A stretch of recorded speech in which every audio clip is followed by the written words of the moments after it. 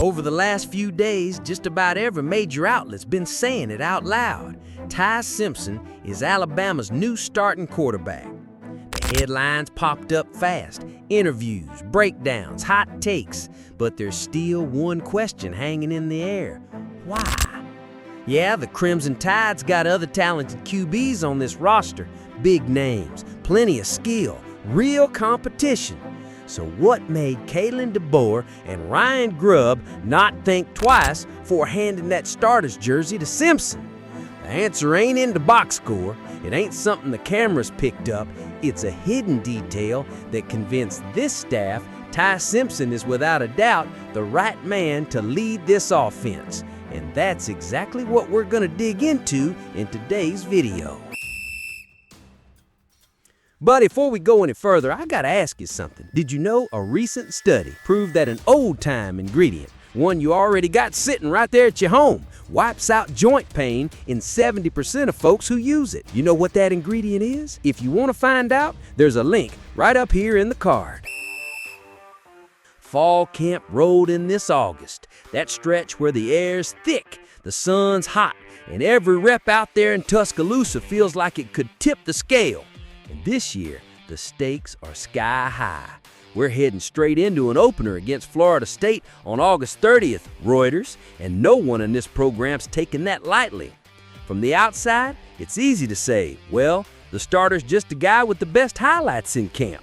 But that's not how this staff works. Not Grubb DeBoer, not Ryan Grubb. If you read through the camp updates from folks like rollbamaroll.com, you'll see it. The staff's been looking beyond the fireworks plays.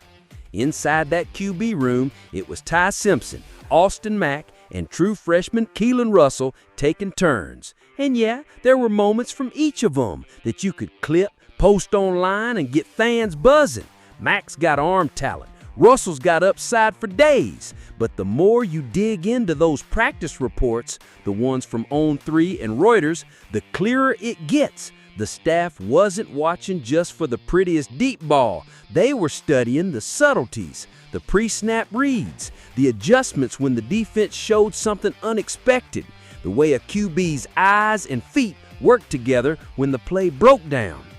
From what's been reported and from what we've gathered, Simpson didn't win this job with one magic throw. He won it inch by inch, rep by rep. That's not sexy. That doesn't make for viral camp highlights, but if you're Ryan Grubb designing an offense that depends on precision and rhythm, that's gold. And here's our read. And again, this is our opinion based on the coverage. Ty's biggest advantage in this camp wasn't raw athleticism, it was his ability to deliver the same quality rep over and over. DeBoer himself said in multiple interviews that Simpson came into camp with swagger, but not the cocky kind, the steady kind that calms the huddle. On3. That steady swagger ain't something you coach in 2 weeks. It's built over seasons, sitting behind Milroe, taking limited snaps, learning the ropes without jumping in the portal.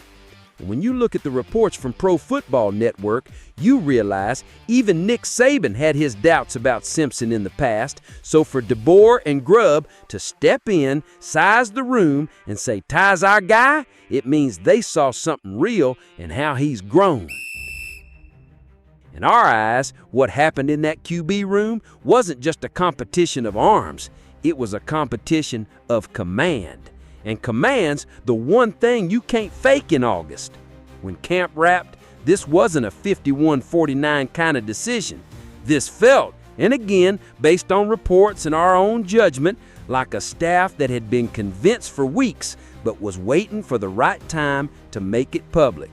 And maybe that's why when the announcement dropped through outlets like Reuters and On3, there wasn't much shock inside the building, but outside, you could hear the debates fire up instantly. Before we roll into comparisons, let's get something straight. This ain't about taking anything away from Jalen Milroe, Austin Mack, or Keelan Russell. Every one of those guys has talent, and everyone's got a ceiling that could take them far. But what we're talking about here is fit, and more importantly, how this staff decided on the right man to lead this version of Alabama football. Back in 2024, Milroe put up 2,844 passing yards, 726 rushing yards, and a combined 35 touchdowns, though with 11 interceptions, ESPN and Reuters. He was a big play machine, especially with his legs. That style worked, but as Roll Bama Roll noted, it also came with swings, the kind that can flip a game in a single play. RollBamaRoll.com. Ty Simpson's 2024, 14 completions on 25 attempts for 167 yards, plus 44 rushing yards and 1 rushing TD in 6 games. Reuters.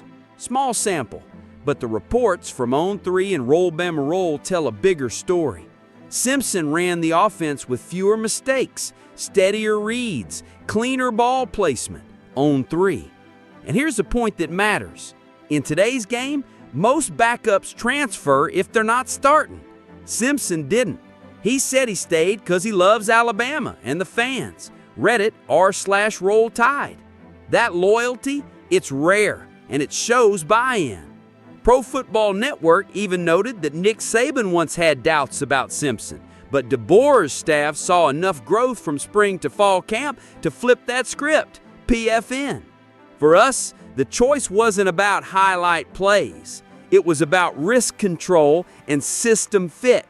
If you're walking into Doak Campbell Stadium on August 30th against FSU with a new offense, you want the QB who'll keep that plan intact from snap one to the final whistle. Here's where the scheme comes in and why Simpson's the right match. Ryan Grubb, coming from Washington, is known for a high-tempo, precision passing attack.